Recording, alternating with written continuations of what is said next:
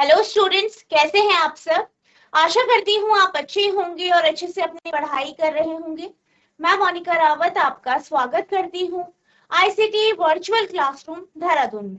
बच्चों, आज हम क्लास 11th का जो आपका सब्जेक्ट है फिजिक्स, उसका chapter mechanical properties of solids को कंटिन्यू करें। बच्चों, पिछले लेक्चर में हमने जो है कुछ टर्म्स पढ़ी थी, जैसे कि आपकी इंटरमॉलिक्यूलर फोर्स क्या होता है, ये हमने जाना था।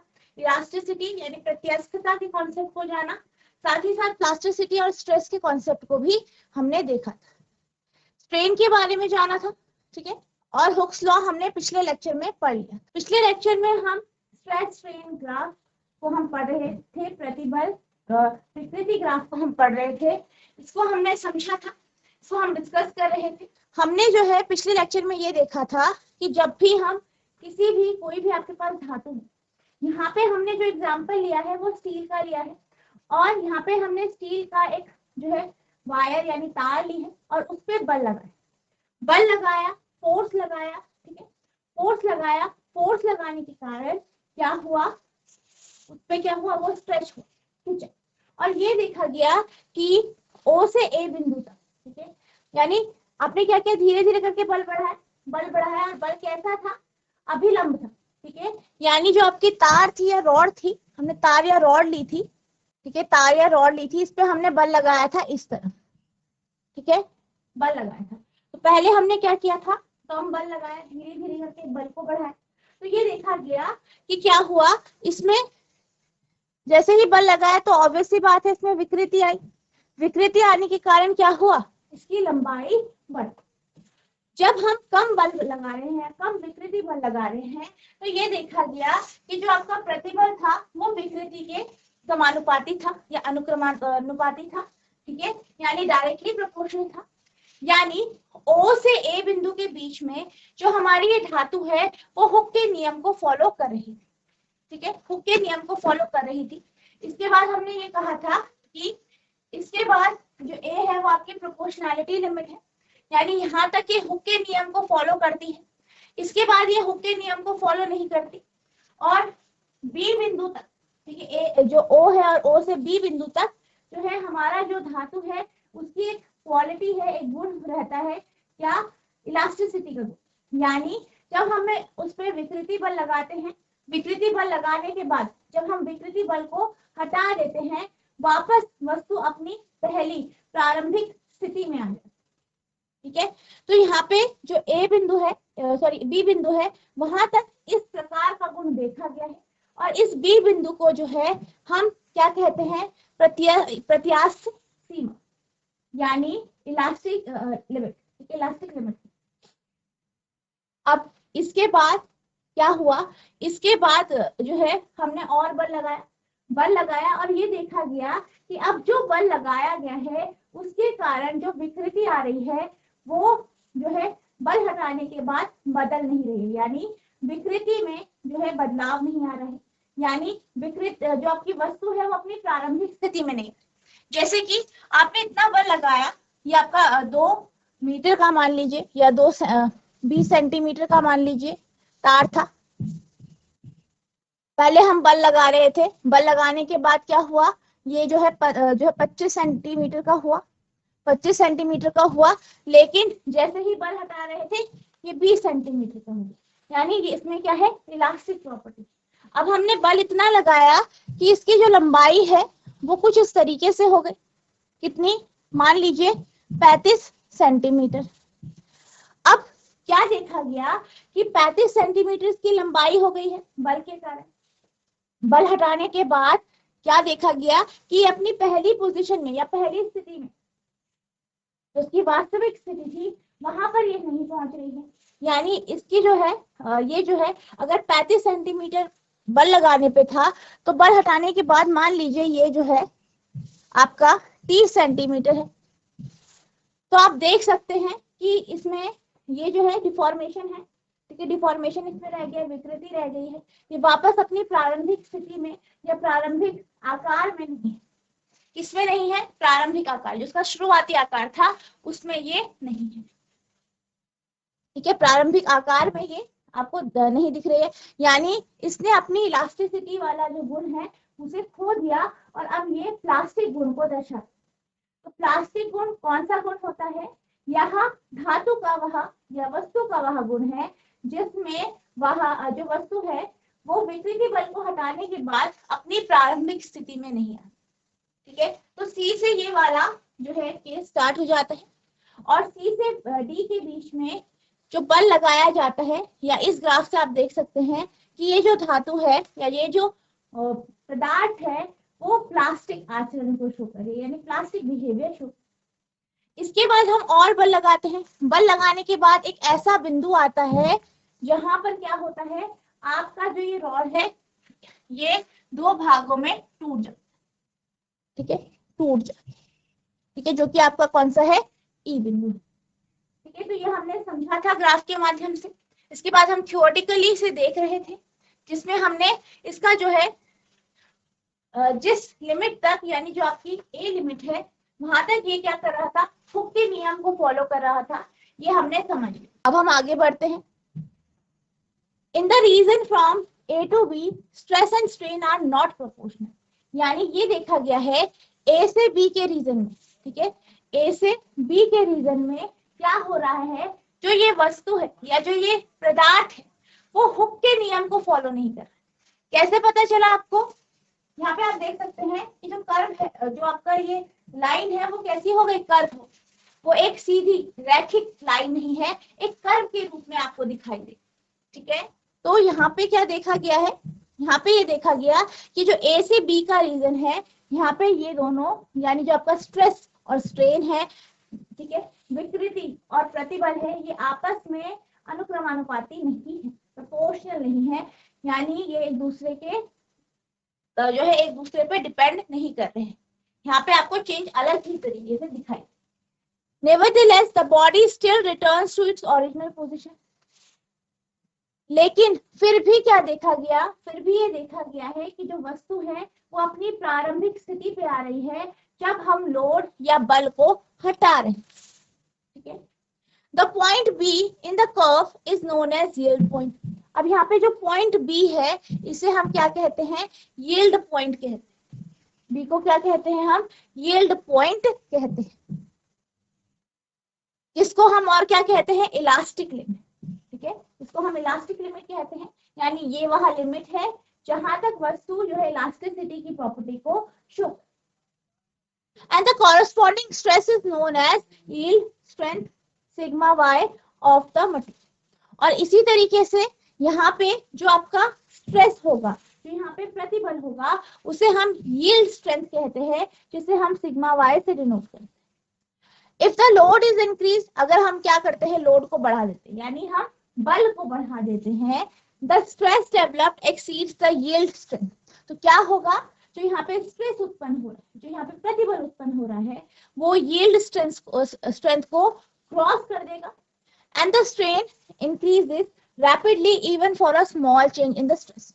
और फिर क्या होगा, जो आपका स्ट्रेन है वो बढ़ता रहेगा, तब भी बढ़ेगा अगर आप थोड़ा बहुत क्या कर रहे हैं, बल या थोड़ा बहुत प्रतिबल लगा।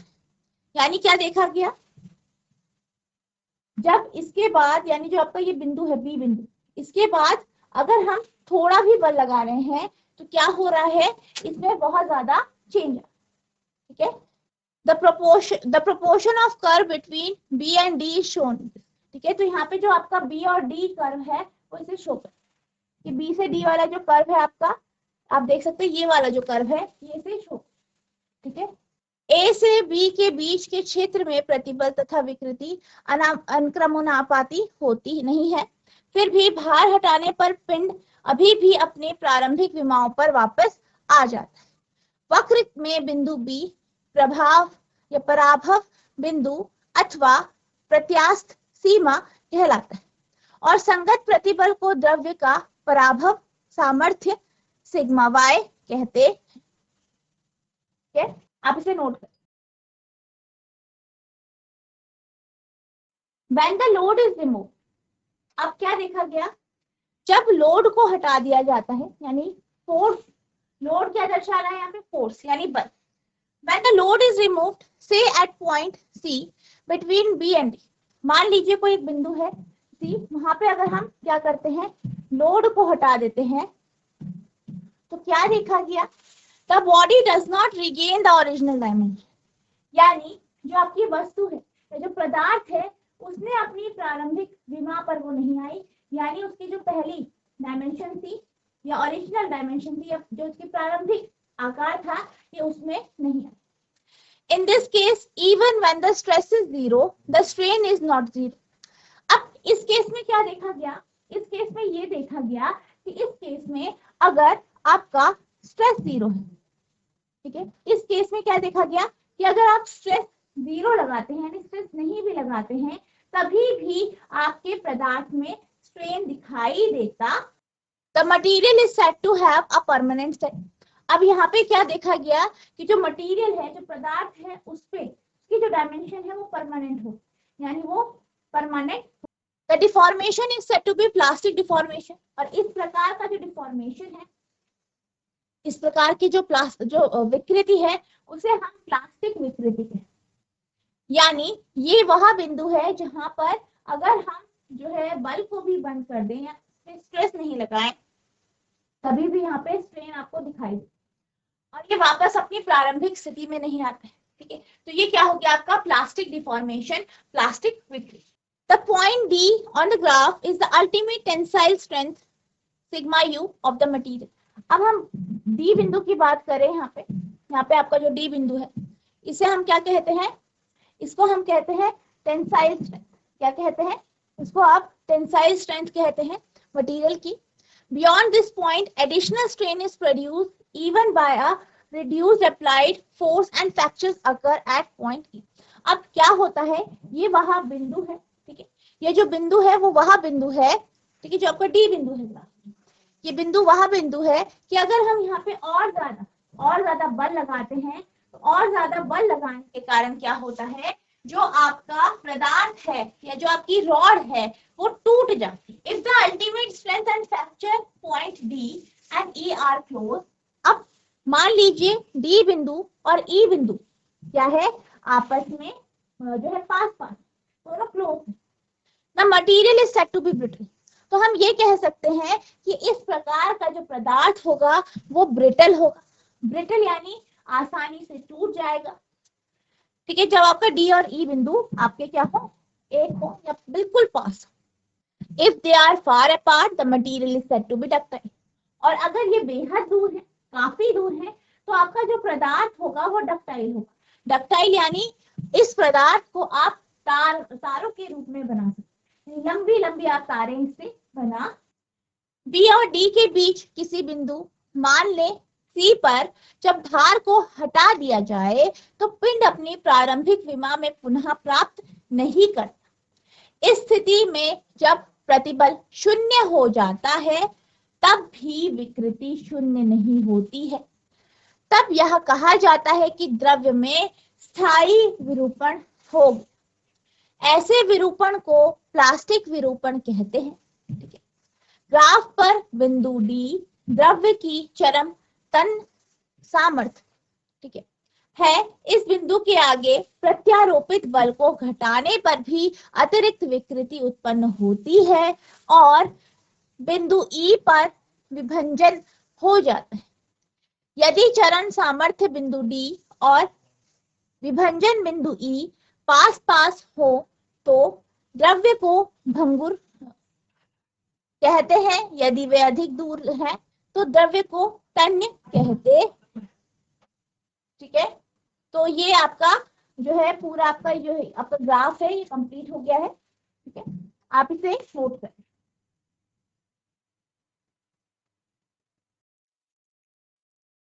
ठीक है, अब हम बात करते हैं आपके कुछ स्ट्रेस स्ट्रेन ग्राफ की। जैसे कि यहाँ पे अगर हम बात करें, ये जो आपका स्ट्रेस स्ट्रेन ग्राफ है ये आपका इलास्टिक टिश्यू का, ठीक है, इलास्टिक टिश्यू जो आपके होते हैं, जैसे आपका ऑर्टा हो गया, ठीक है, जो आपके जो हार्ट है, ठीक है, जो आपका हृदय होता है वहां पे आपका ये टिश्यू होता है। और यहाँ पे जो स्ट्रेस स्ट्रेन ग्राफ जो इसके लिए बनता है वो आपका कुछ इस तरीके से कर्व की शेप में। अब जैसे कि हमने बात की थी कि जो आपका स्ट्रेस स्ट्रेन ग्राफ है वो हर पदार्थ के लिए, हर वस्तु के लिए अलग अलग होता है। कि किस पे डिपेंड करता है, किस पे आपका जो है डिपेंड करता है, ये आपके पदार्थ के ऊपर, कि पदार्थ का जो मटेरियल है वो किस प्रकार के मटेरियल से बना होता है, इस पर डिपेंड करता है। जैसे अगर हम रबड़ की बात करें तो आप ये जानते हैं कि जो रबड़ है उसको आप बहुत ज्यादा खींच सकते हो, तो बहुत ज्यादा आप उस पर खिंचाव ला सकते हो, यानी उसमें जो है आप बहुत ज्यादा स्ट्रेस लगा सकते हैं, प्रतिबल लगा सकते हैं, और इसमें भी बहुत ज्यादा स्ट्रेन भी लगता है। और ये भी देखा गया है कि आप क्या करते हैं, जब उसे खींचते हैं तो आप कितना भी खींच सकते हैं, कितना भी आप प्रतिबल लगा सकते हैं, वो वापस अपनी ही आकार पे आ जाता है। ठीक है, और जब वो टूटता है तो आपको उसमें किसी भी प्रकार की प्लास्टिक क्वालिटी नजर नहीं आती, यानी वो खींचता है फिर वापस अपनी पोजीशन में आता है, और जो उसका जो आपका वो बिंदु होता है जिसमें वो टूटता है, तो उस पॉइंट पर भी, मतलब उस पॉइंट की लिमिट तक भी वो वापस अपने आकार पे आ सकता है। तो आप देख सकते हैं कि जो आपका रबड़ होता है, ठीक है, रबड़ जो होता है उसकी अलग ही टाइप का क्वालिटी है। इसी प्रकार से अगर हम ऑटा की बात करें, जो कि हमारे हार्ट में यानी हमारे हृदय में जो आपके टिश्यूज होते हैं, इनका भी अलग प्रकार का नेचर होता है। ठीक है, ये आपका हुक के नियम को फॉलो नहीं करते। ठीक है, इसीलिए इसका जो कर्व होता है, जो इसका ग्राफ होता है वो कैसा होता है, कर्व होता है। ठीक है, और इस प्रकार के, जैसे आपका रबड़ हो गया, ऑटा हो गया, इस प्रकार के जो आपके पदार्थ होते हैं, इनको हम इलास्टोमर्स क्या कहते हैं, इलास्टोमर्स इसे हम कहते हैं, जिसे आप हिंदी में क्या कहते हैं, प्रत्यस्थालक। As stated earlier, the stress strain behaviour varies from material to material.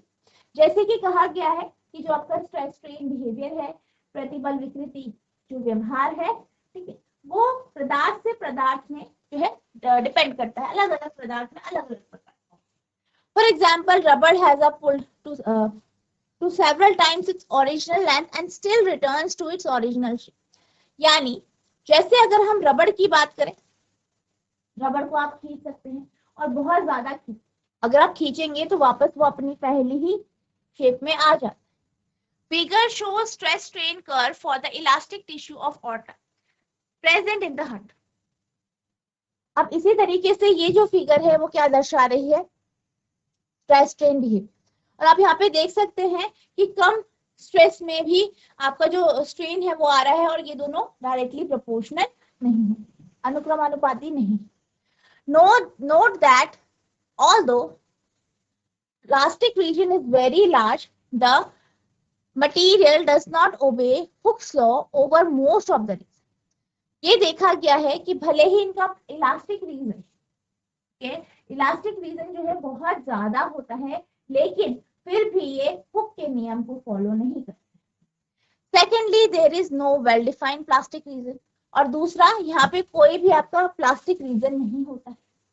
Substance like tissue of aorta, rubber, etc., which can be stretched to cause large strain are called elastomers. इसी तरीके से जो आपके टिश्यूज है, जैसे आपका aorta के tissue हो गए, रबड़ के टिश्यू हो गए, तो आप इसे कितना भी खींच सकते, ठीक है, और इसको आप क्या कहते हैं, इसे जो है हम इलास्टोमर्स कहते हैं। जैसे पहले कहा जा चुका है, प्रतिबल विकृति व्यवहार में एक द्रव्य से दूसरे द्रव्य में अंतर हो जाता है। उदाहरण के लिए रबड़ को अपने प्रारंभिक लंबाई के कई गुने तक खींचा जा सकता है, फिर भी वह अपनी प्रारंभिक आकृति में वापस आ जाता है। रबड़ जैसे द्रव्य महाधमनी का प्रत्यस्थ उत्तक के लिए प्रतिबल विकृति वक्र दिखाया गया है। ध्यान दें कि यद्यपि प्रत्यास्थ क्षेत्र बहुत अधिक है, फिर भी यह द्रव्य हुक के नियम का बिल्कुल भी पालन नहीं करता। इसमें कोई सुस्पष्ट प्लास्टिक क्षेत्र नहीं है। महाधमनी रबड़ जैसे पदार्थ जिन्हें तनित करके अत्यधिक विकृति पैदा की जा सकती है, प्रत्यस्थालक कहलाते हैं। तो आप इसको आप नोट करेंगे, ठीक है। इलास्टोमर्स क्या होते हैं ये आपको पता होना चाहिए, ठीक है, आप इसको नोट।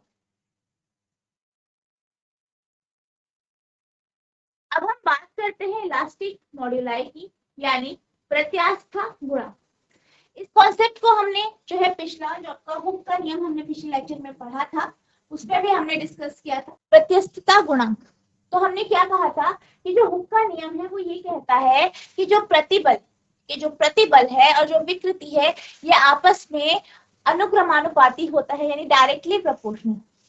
अब जब हम इसमें एक प्रोपोर्शनैलिटी के साइन को हटाते हैं तो हमारे पास क्या मिलता है, एक प्रोपोर्शनैलिटी कांस्टेंट मिलता है, अनुक्रमानुपातिक स्थिरांक मिलता है, जो कि क्या होता है आपका प्रतिष्ठा गुणांक होता है। इसे हम यहाँ पे के से रिप्रेजेंट कर रहे हैं। ठीक, अब अगर हम इसकी बात करें, अब हम यहाँ पे इसी के कॉन्सेप्ट को यहाँ पे समझें। तो अगर हम बात करें इस कॉन्सेप्ट को, तो ये जो है ये बेहद इंपॉर्टेंट कॉन्सेप्ट है आपके मैन्युफैक्चरिंग इंजीनियरिंग और डिजाइन में। जैसे आपका जो है जब आप बनाते हैं चीजों को बनाते हैं, जैसे आप कुछ किसी मशीन को बना रहे हैं, ठीक है, आप बिल्डिंग्स बना रहे हैं, तो उसमें इस चीज का बहुत ज्यादा रोल होता है। इस कॉन्सेप्ट का ये जो आपका गुणांक है बहुत ज्यादा रोल प्ले करता है। हम ये जानते हैं कि जब हम हुक के नियम की बात करते हैं तो हुक के नियम के अनुसार जो आपका स्ट्रेस और स्ट्रेन ग्राफ जो होता है वो एक स्ट्रेट लाइन हो, यानी प्रतिबल और जो आपकी विकृति है वो आपस में अनुक्रमानुपाती होता है। अब इस रीजन का बेहद इंपॉर्टेंट रोल होता है इसमें आपकी जो है मैन्युफैक्चरिंग में, और इसी के जो रेशियो होता है, यानी जो स्ट्रेस और स्ट्रेन का रेशियो होता है उसे हम मॉड्यूलस ऑफ इलास्टिसिटी कहते हैं। ठीक है, और इससे हमें क्या पता चलता है, इससे हमें जो है जो आपका पदार्थ है उसकी क्वालिटी के बारे में पता चलता है कि उसकी क्वालिटी कैसी है, उसकी कैरेक्टरिस्टिक्स कैसी है।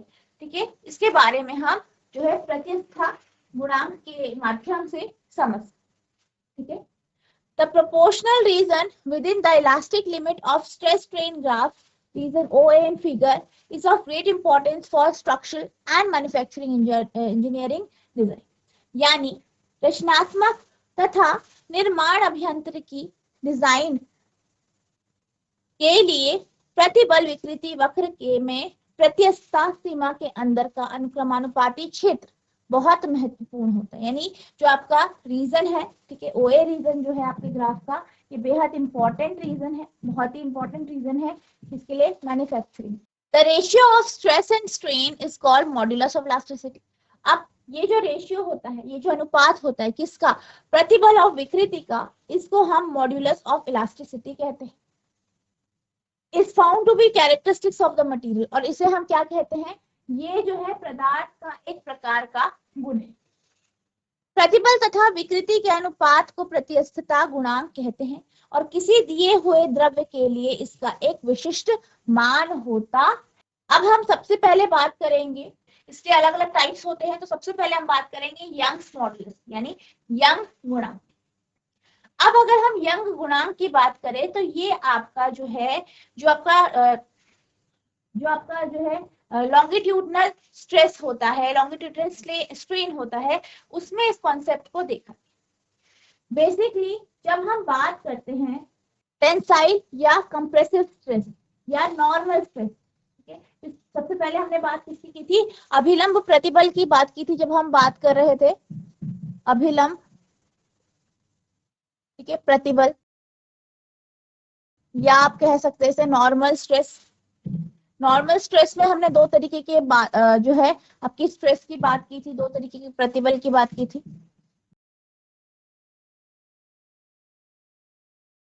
पहला था आपका टेंसाइल स्ट्रेस। तो टेंसाइल स्ट्रेस में क्या कहा था हमने कि मान लीजिए हमारे पास कोई रॉड है, इस पे हम बल लगा रहे हैं, लंबवत बल लगा रहे हैं, जो आपका क्षेत्रफल है उसके लंबवत लगा रहे हैं इस तरीके से, और इस पे क्या आ जाता है, खिंचाव आ जाता है। ठीक है, तो ये क्या हो गया आपका टेंसाइल स्ट्रेस। ठीक है, नॉर्मल में आपका टेंसाइल होता है, दूसरा कौन सा होता है, कंप्रेसिव।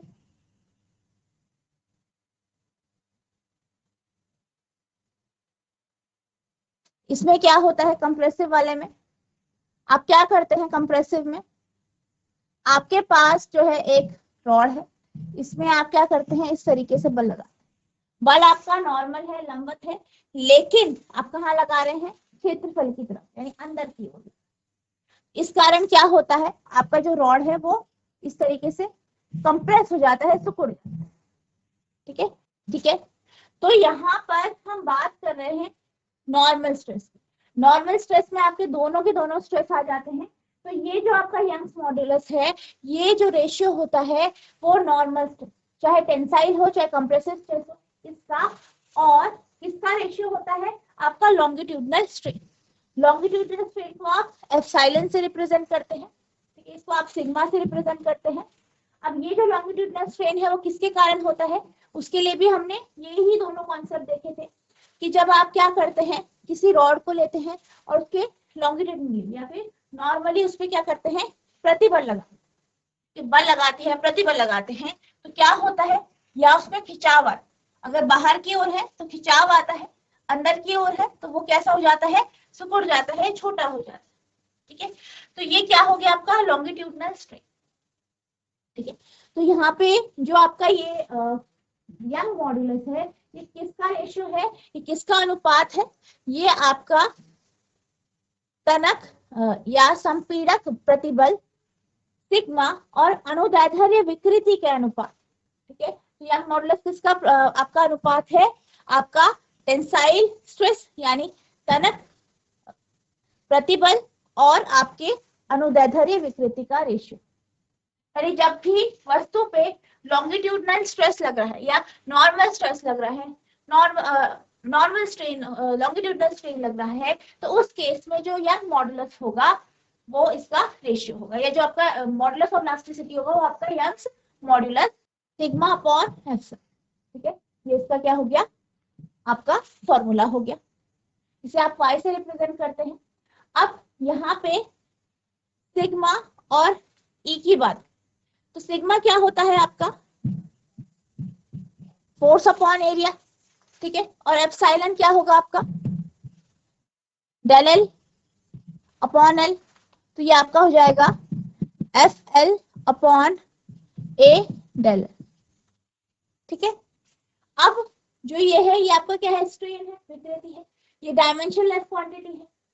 किसका होती है डायमेंशन, सिर्फ आपकी सिग्मा की, यानी जो आपका प्रतिबल है उसकी। तो प्रतिबल की क्या है, एसआई यूनिट न्यूटन पर मीटर स्क्वायर है, जिसे आप पास्कल भी कहते हैं। ठीक है, पास्कल भी कहते हैं। तो यही इसका यंग मॉडुलस का आपका एसआई यूनिट हो। अब अगर हम बात करें इसकी डायमेंशन की, ठीक है, डायमेंशन निकालेंगे आप,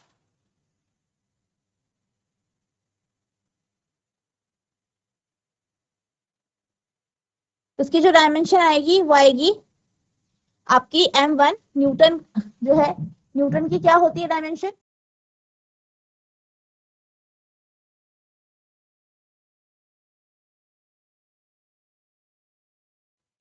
ठीक है, m1 l1 माइनस टी, और मीटर स्क्वायर की क्या होगी m0 l2 t0।